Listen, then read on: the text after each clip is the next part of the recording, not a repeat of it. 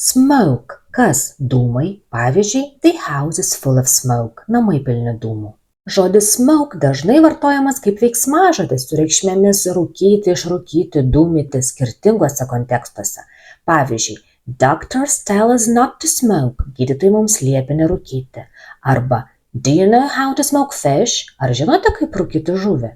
Jeigu prie kamieno smoke pridėsime galūnę d, gausime dalyvį smoked, su reikšme rūkytas, išrūkytas, kaip pavyzdžiui frazėje smoked sausage, rūkyta dešra. Kai aprašome kažką dūmingą arba dūmuotą, vartojame būdvardį smoky, kurį sudarome pridėję vietoj balsės į priesagą y. Pavyzdžiui, how smoky is it here? Kaip čia prirūkyta? Žodis smoky taip pat vartojamas dulsvam atspalviui aprašyti, kaip pavyzdžiui frazėje smoky gray eyes, dulsvai pilkos akys.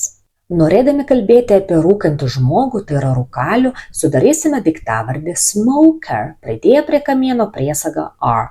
Pavyzdžiui, a heavy smoker, užkietėjęs rūkalius.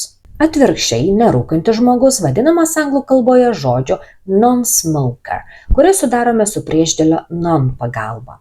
Pavyzdžiui, the patient was a non-smoker, pacientas buvo nerūkantis. Kai kalbame apie rūkymą kaip veiklą, vartojame daiktavardį smoking, sudarytą su priesagos ing pagalba.